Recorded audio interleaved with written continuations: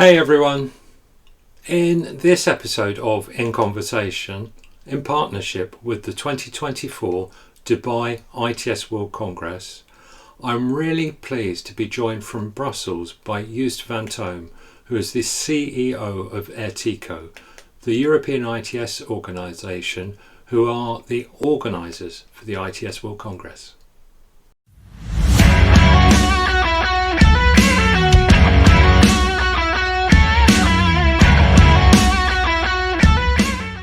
ITS now produces learning resources about ITS which are often used by new entrants into the ITS sector. It would therefore be interesting to learn a little about your career background and how you achieved such a significant role within the ITS sector. Thank you, Alistair. Great question. Let's see for the answer, but at least I'm a lawyer and an economist. But basically law, I studied mostly economics in that legal system. I started actually as an attorney, then afterwards became a company lawyer and mostly in the telecommunications area. So innovation technology has really my DNA. Always wanted to know something about software, firmware, and all these things in the past. AI didn't exist 20 years ago, at least not in all the studies in the university, 30 years, I should say. Today, it's all over. So from that background, I could actually profit from and taste from incumbent operators, such as telecommunication operators, as a company lawyer, up to a legal manager and legal director. I did the same for the postal industry and the logistics industry, totally different industry, but it's all about, how can I say it? It's all about liberalization of this industry, making things happen through privatization also, getting them less grip from government authorities, and really as partner in the free market players with a lot of regulatory oversight, a lot of policies. So that brought me then to a very fascinating sector. It's the automotive sector, where I was first in the Belgian automotive sector leading, but then obviously in ACEA, the European Manufacturers Association, ACEA, with the OEMs of Europe inside, where I was leading as a director smart mobility. So it was actually the days where we talked about connected and automated driving, 2016 onwards, where I developed quite a lot of programs on that with the European Commission and our national members and the OEMs, and also had good discussions on the role of connectivity, the role of automation, the role of the vehicle in the ecosystem, where things are much more shared, much more dynamic as the individual use of a car, for example. Which also brought me then to linking that sector with two other sectors, linking the automotive sector first with the telecommunications and the communications industry, the IT sector, because it became an Internet of Things, these vehicles. They're not standalone hardware anymore on wheels. They're actually integrated software development. And secondly, bring them also together with the energy industry. The energy is about the grids, about smartization of the grids, about electrification, about using the grid in a more optimal way and exchanging of data with vehicles, amongst others. So that was actually fascinating to connect the dots, as I say, connecting things that are actually unbundled to bundle them together. And that is typical for lawyers and others. You listen a lot to the others, and then you make your opinion and put people together to make it happen, to play music instead of only having instruments individually. And that's exactly what we do at ERTICO. And ERTICO has hired me as CEO for that reason, connecting the whole ecosystem together. ERTICO, as I mentioned before, we are a public-private partnership. So I'm not a private company. I'm not making money, but I'm just a not-for-profit organization. The uniqueness lies in that we bring together 8 different sectors, really different sectors. I bring together traffic and transport players, telecommunication players, IT industry, mapping providers, cloud providers, but also, for example, the users and the electrification part of it. Even the active mobility are now a member. So like hiking and then, for example, bicycles, this whole industry is now a member also through the Cycling Industries Europe. So it's bringing the transport ecosystem together with the digital ecosystem, the automated ecosystem, and how can we make it happen together in mobility. That's basically what it is. Another thing that also learned to do things is working a bit with governments and in the government. I was also part of the minister's cabinet, very close to the European Commission to negotiate things, and also in European associations, to learn how the Brussels bubble is actually working from the inside. Thank you. Yes. No, I think it's really interesting to see all of those crossovers all starting to come together because of how mobility has changed. We were just looking at vehicular traffic in isolation previously within ITS and not really looking at any of these other aspects. So that's really great. So for the World Congress itself, we've got the theme mobility driven by ITS, and obviously there are the major themes going through the Congress: urban mobility, innovation in mobility and logistics, clean mobility, and automated mobility. I just wondered which of these you might consider to provide the biggest opportunities for progress over the next decade. That's an interesting question and a challenging question. Depends on how you determine, how you define opportunity and big, and what are the parameters. Because every of these topics is relevant and is very actual as we speak. Not only people moving, but also goods that have to be moved from point A to point B. Each of these topics have enormous progress, but also enormous challenges with innovation, interoperability, accessibility also, and maybe a bad English word, explainability. What is smart mobility? How does it really work and what is it not? So what I see the overriding elements that bundle these topics, that glue these topics, is data sharing with AI, is definitely sustainability, not only the clean mobility, but also the air quality, for example, the seamless using of apps and bringing people from point A to point B, automation. We see it in the trucking business, in the mining business. We see it also in vehicle business, in individual cars and shared shuttles. So the seamless travel, the booking, the seamless payment, all this is part of our challenges. Maybe the most promising in terms of richness of topics is urban mobility. Urban mobility is a very complex situation. And it is, we are part of the European expert group on urban mobility with DG Move of the European Commission. We're actually leading a subgroup there on the future of mobility. One particular challenge is the use of space, because the cities that are there, I mean, not the new cities, but the ones that are there, you cannot exponentially broaden the footprint of these physical. So you either have to chase somebody out of the street, meaning banning a certain transport mode, or with very unpopular measures maybe, or have it in a smarter way. I know what London has done with the ultra emission zone now, Paris, you saw at the Olympic Games what happened, some German cities, some others, and around the world we see all these kind of either tolling systems or prohibitive systems, access systems, we called it UVARs, so urban vehicle access regulations, that are made smarter.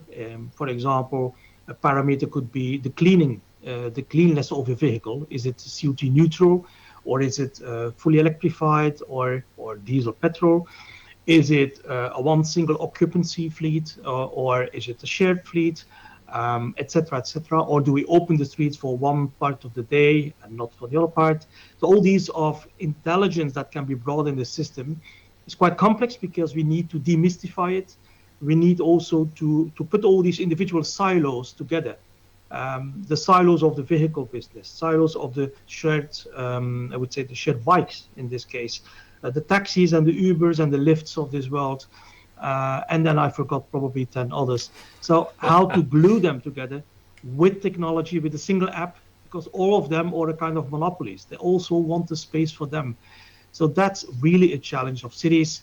Next to the data chapter, qualitative data they need, putting also intelligence in the traffic light system. And I'm sure I'm forgetting 10,000 other things. So multimodality is really, really a topic, and very happy to be part of this, and also to lead some really leading European projects on that with the European Commission. Yeah, I think the reapportioning of capacity on our streets and highways is a critical element to improving people's standards of living and overcoming a lot of these issues. So you're absolutely right. I very much liked your word explainability as well.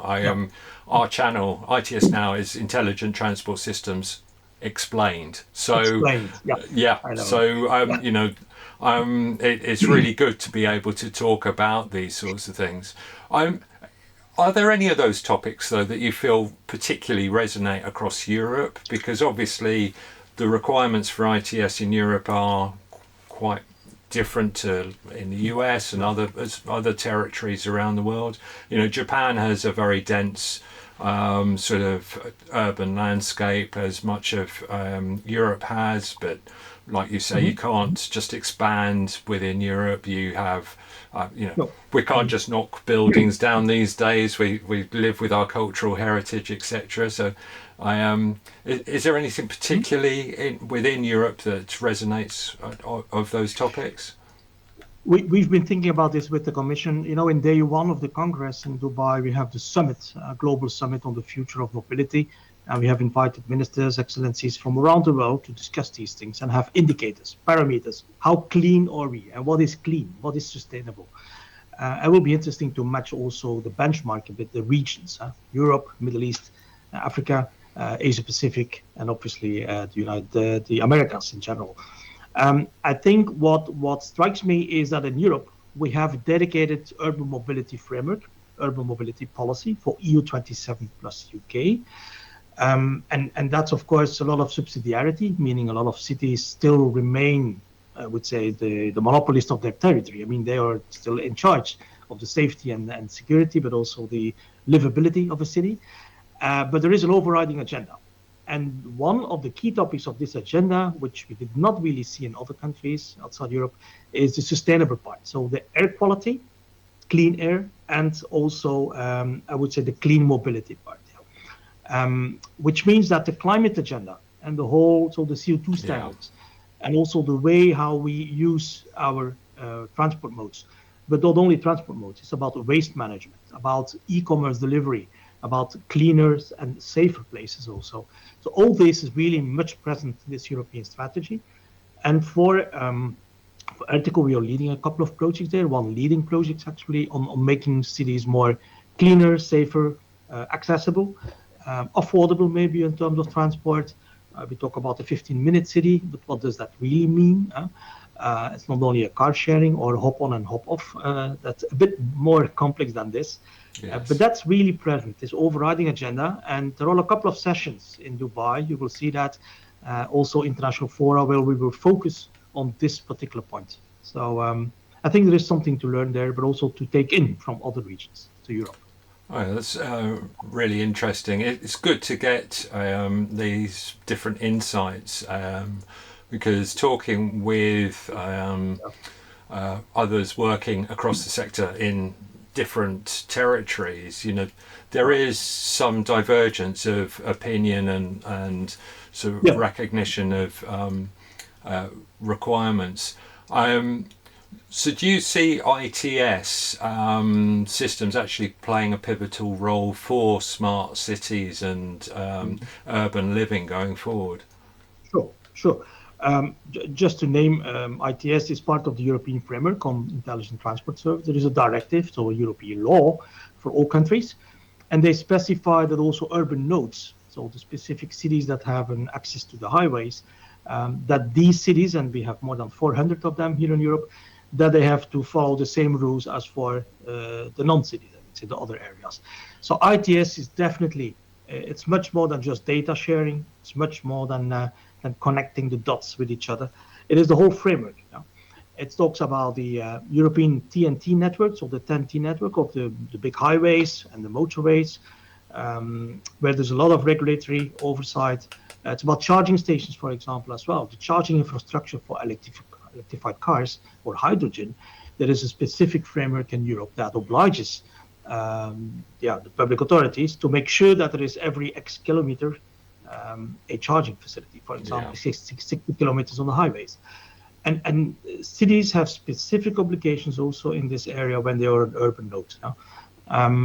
So there is quite some things going on. What is also interesting is to see what we will look at in Dubai. In Dubai and some neighboring Emirates and JCC countries, they're really building cities from scratch. From scratch, from the sand. So they have the luxury, quote unquote, to build the city of the future with elements from Europe. They look at San Francisco for the robot taxis. They look at in France what we do with the shuttles, for example. They look in Belgium, they look in the UK with Automated Vehicles Act. So they see all these things and they can actually pick and choose the best, I would say, ingredients to cook the meal there in Dubai. And that's also where we're going to help them thanks to this Congress. Remember to hit the subscribe button for ITS Now. So we've talked quite a lot about data, but you know, a lot of ITS practitioners aren't IT experts. So do you think that there are, you know, issues around that, and actually for practitioners to understand items that fall out of that, like cybersecurity or user confidentiality? It was interesting. I was speaking in a conference in the US a couple of years back, and they just had a totally different attitude to, you know, GDPR that we have across Europe. That confidentiality of for users was very different. So, do you think that will cause a problem to the ITS sector generally, that people lack a in-depth understanding of the issues? I would say yes and no. Yes, in terms of being off the hook. If you're not following these topics, if you're not aware about GDPR, the new AI Act, for example, the Cybersecurity Act, all these, it's not buzzwords, because it's really, really impacting SMEs and companies providing these algorithms to our traffic light providers or smart cities or vehicles, etc. So you'd better be in the loop there. But not everything is about data, of course. What we do see is that in the past, more and more things were disconnected from each other. There was just hardware, looking at each other, watching each other, and interpreting signals. Today, the interpretation will be given by an algorithm, by an external party, based on trial, error, based on qualitative data, of course. And there is then the European trust factor that comes into play. How to trust these, in this case, algorithms, how to trust these systems and services that come from an outside party. Can be a European, can be non-European. And I think from an IT perspective, as a transport professional, you'd better be really involved in these things. Another question, for example, V2V, V2I, V2X, or vehicles talking to something else. It can be a vehicle, it can be an infrastructure element, a traffic light, but it can also be an insurance company. Well, these vehicles are much more than just metal, hardware, a nice steering wheel, etc. These are software-defined vehicles. Software-defined vehicles, that's a new terminology here in Europe, based on the work of some GAFAs and others in the US and China as well. It's all driven by software elements, updates over the air from Tesla and many others now. So we need a new way of thinking, maybe a new kind of methodology also to think about, because otherwise it will also be everybody does its own thing, but at the end everything should be interconnected. Vehicles will be connected to other vehicles, to traffic lights. Vehicles will be connected to apps, to multimodal things.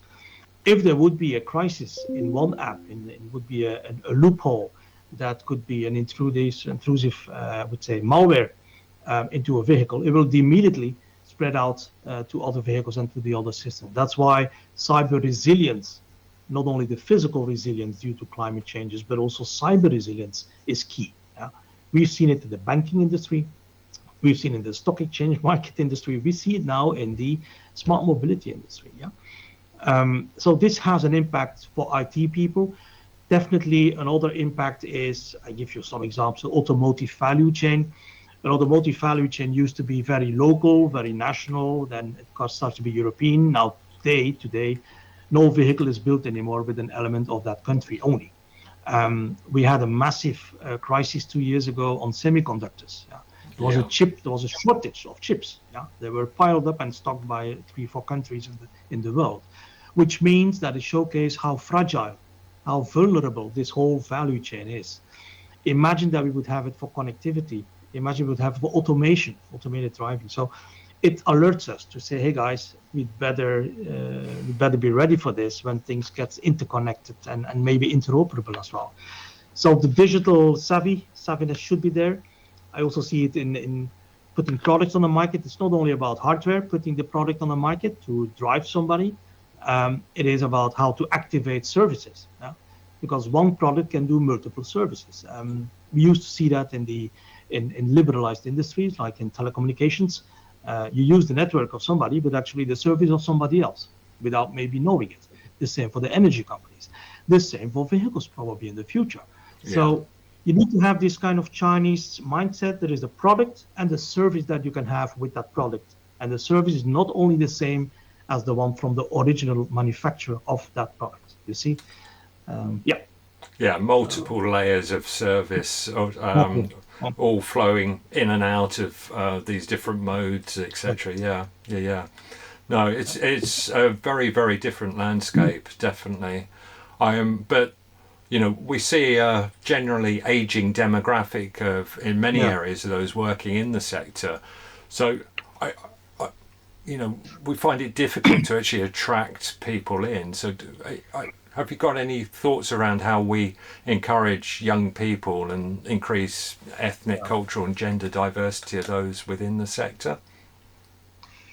It is a hot topic that we discuss not only with the European Commission, and we have the Alliance for Jobs and Skills. And we have a number of projects active with ERTICO as well to attract people, to make it sure that, for example, the technical skills are part of the diplomas, of the CVs in the schools. When you get people out of the school, high school, university, that they have the right diploma fit for purpose.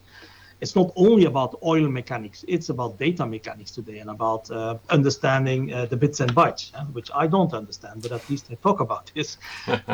And that is something that's really, I won't say new, but a bit newer. The transport sector has always been an important employer. I think we now employ around 10 to 15% of the world's total employment. That's the transport sector. And it faces multiple challenges, and one of them is indeed gender representation. It was dominated as a male industry, public sector, private as well a bit, less than 20% of the transport workers are women. And the age distribution as well is aging. It's an rapidly aging society.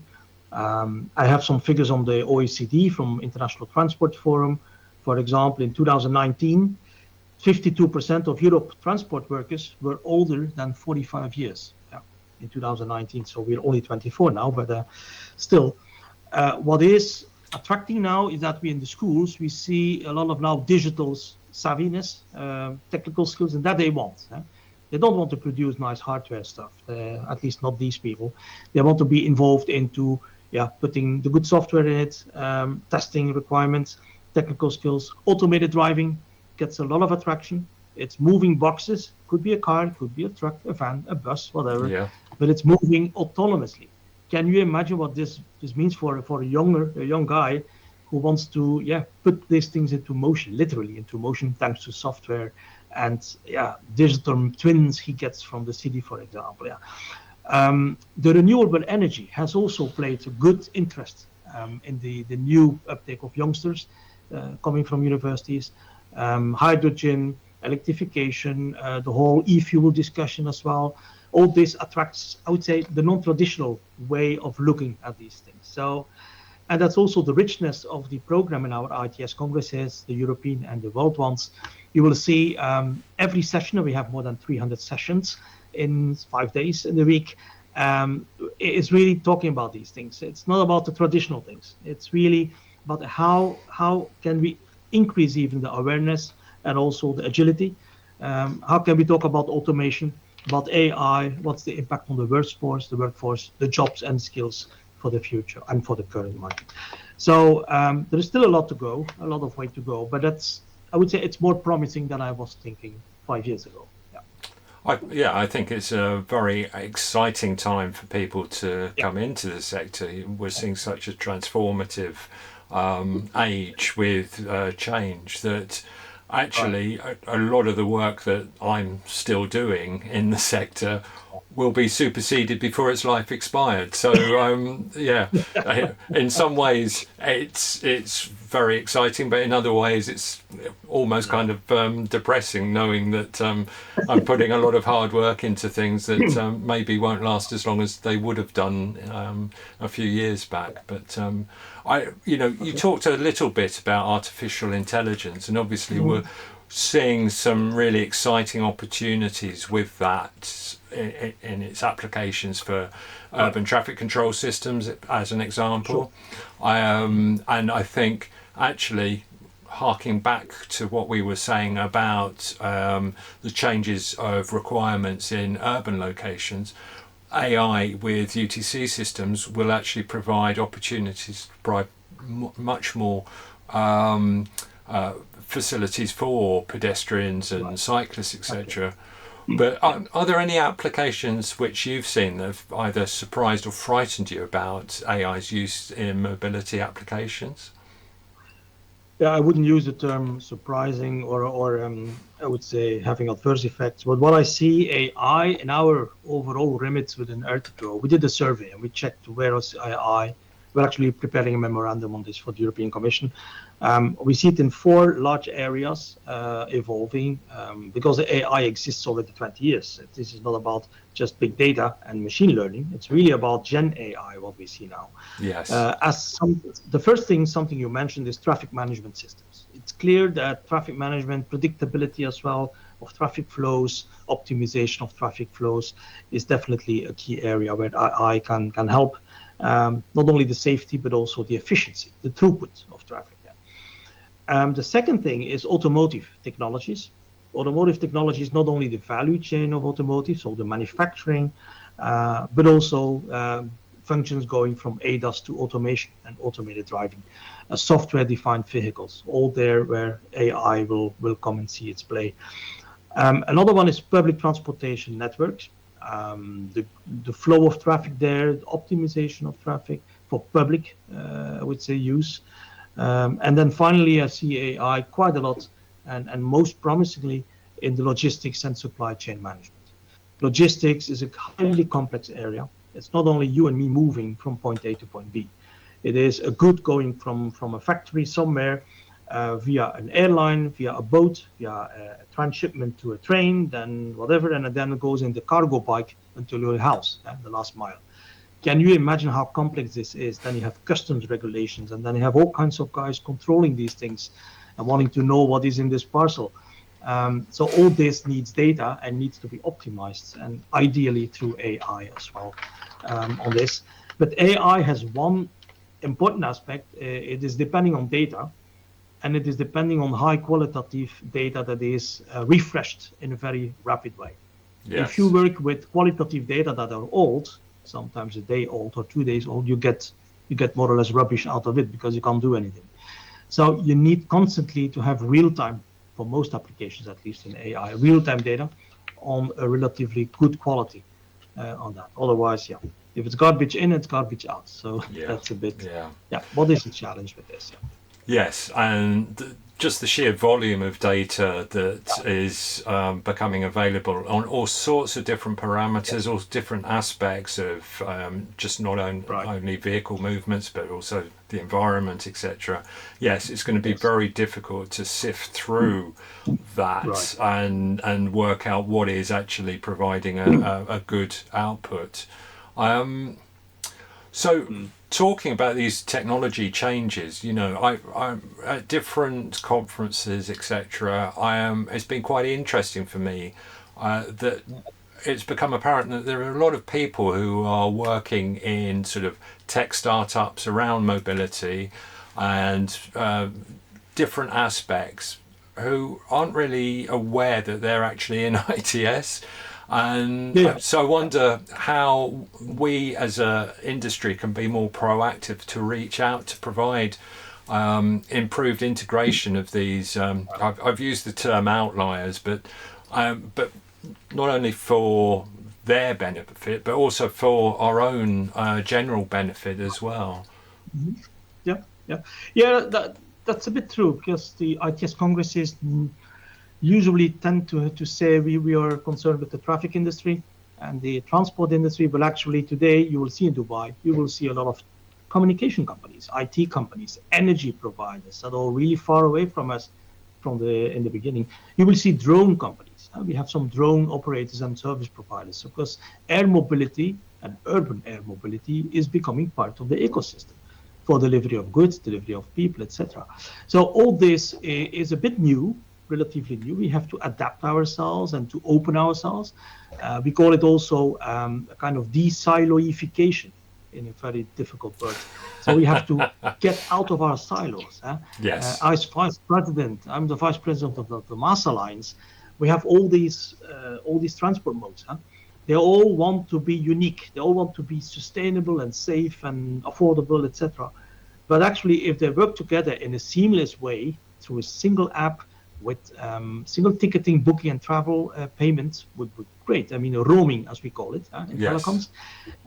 If we would have that, then actually every contributor, every part of that chain would be better off. It's 1 + 1 is 3 and not 2, as I say, as a lawyer. So I'm not good in maths, but I know 1 + 1 is 3 here on this. And that is something I want to showcase through our Congress. You will see quite a lot of new companies there. We also want to reach out through our national organizations. We call them ITS national organizations. In UK, it's ITS UK, for example, together with the Department for Transport and TTF, Transport Technology Forum, and many other friends. We try to attract new people there, new industries that have not heard from us. If you talk about automation, you would talk to the automated robotization people.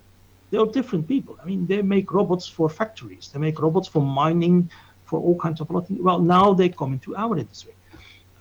So it gives you enough impetus and drive to make it happen and to connect the ecosystem with new players. Remember to hit subscribe for ITS now. Talked about connectivity. So we're looking more and more with vehicles. We're seeing vehicles being produced with connectivity. But are there any particular issues around the infrastructure for communications to achieve this at scale? Because at the moment, it's quite limited, and we obviously want to achieve the safety and efficiency benefits that could come with vehicle connectivity. Yeah. Again, there it takes two to tango. You need, obviously, in this case, the vehicle industry. That's one. And secondly, the communications industry, the technology layer coming from either mobile networks, in this case, cellular networks, or short-range devices, roadside units that you put in the roads and communicating through Wi-Fi, for example. And that needs an ecosystem that you bring together. And we've done that with ERTICO in a couple of projects, European-funded projects on 5G Mobix is one of them, for example, for cross-border connectivity. The main issue that I still see today with 5G deployment, talking about cellular now, is that in Europe we do not have yet a fully ubiquitous 5G coverage across all countries. Yes. Telecommunications operator in most countries is not obliged to be everywhere, to cover all, even the rural part, for example. And also the business rationale is probably a bit different from a telecom operator point of view than a private company like an automotive manufacturer. An automotive manufacturer wants his driver to be driven everywhere, wherever it is, in the city, in the dense area, the juicy areas for traffic, or the, I would say, the outskirts somewhere. But if you want to depend on connectivity for safety reasons, for example, in a certain function, some B2B function, you need to have this network available and uptime running 99% plus something and ubiquitous. So that's still a bit of a gap in most countries, well, at least a large part of countries, and the whole coverage of 5G everywhere, because the business rationale is different from a telecoms operator point of view. The second thing is the cross-border dimension. Europe is 27 plus UK and some other countries, non-EU, but you're very quickly at another border of another country. It's not like the United States, where we have 50 large countries there. And you will see the same, by the way, in Dubai, next to Abu Dhabi, next to, for example, Saudi, and so on. So all this is quite closely linked together. So the fact that you have to go from one network to another network, given one country to another, you're depending on another telecommunications operator or another operating system. Meaning that if your vehicle would depend on connectivity for safety reasons, then you'd better have a seamless connectivity continuity when you pass the border from one country to another or from one operator to another operator. Also there is a lot of work going on now with European funding from through ERTICO and many other consortia, but we're not yet there in 100% coverage cross-border for these particular use cases. But again, I think in overall we're making good progress. If I see the use cases, B2B and B2C on connectivity, and also the G2B, so government to business, data streams, we start to deploy more and more, also on CITS. For example, the US has, I think last week, in August, when you listen to this podcast, they have edited a new legislation or a new framework for V2X. So for safety-related, mostly communications from vehicles and infrastructure, Yes. they will have a national framework now for V2X communication on cellular networks. That's across the whole United States. So this will assure more interoperability and more safety, at least that's what their assumptions are. So this is indeed something we're looking at very much in detail. We're looking forward to these deployments in Europe, not only research, but real tangible deployments of connected vehicles and infrastructure. So, there are obvious issues, though, around this reliance because of the way in which some of these technologies become superseded. So, for example, 3G is being turned off here in the UK. So that affects facilities like eCall in Vic. So it really is essential that there's resilience and redundancy built into these systems so that it can cope with different technology use and availability and different. So going forward, we've talked about different aspects of ITS, but are there any particular areas of the sector which you feel provide the biggest area of growth and career opportunities for our younger colleagues? Some career advice after the studies. I think 4 areas. One is software-defined vehicles. I think there's really a lot of potential. And these is vehicles, again, not the manufacturing of the hardware, but really the software machinery behind this, how it works from a mobility point of view as well. So there is a really lot of potential there. And this is per definition international. Okay. The second, which is a bit of link to the first, is data and AI. Needless to say that these are the busy topics and the buzzwords, but also very much active. Digital twins, for example, they depend on data, the quality of data. Another topic which will even gain more in attraction is the clean mobility. Everything about clean cities, decarbonized ways of moving from point A to point B. And not only digital, but there are other things to make it happen. Definitely electrification, hydrogen, and other alternative fuels. And then the whole ecosystem around smart grids, smartization of the grids, availability of data and electricity. All this is the new kids on the block, I would say, in this ecosystem. And then, as I mentioned in the beginning, the urban mobility, the whole urbanization, which is more and more the case. People are moving more and more to cities, urbanization. Population density is growing and growing. We need to do something for mobility there and transport of people and goods. And this is not only about products and about instruments of cars, trams, buses, and trains. No, it's about multimodal, sometimes a bit forcing people to use a certain transport mode in a decarbonized way. I think there's a level of complexity that people often overlook in that segment. We're trying to encourage people to use active transport modes, to use public transit, mass, etc. They're not always appropriate for particular journeys or for particular users. So it's something that needs a lot of work to provide a good quality environment for people to use, and that will then encourage people to make these modal choices for different journeys. Well, thank you so much, Joost, for taking time to join us on In Conversation. I think you're going to be exceedingly busy on the run-up to the World Congress, so I look forward to seeing you there. Thank you very much. Thank you again, Alistair. Good luck and see you in Dubai, everybody. Thank you. Thank you. Bye-bye.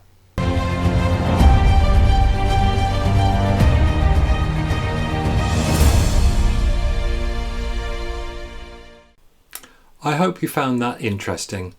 We've more episodes of our In Conversation series coming up on the ITS Now channel, official media partner of the Dubai 2024 ITS World Congress.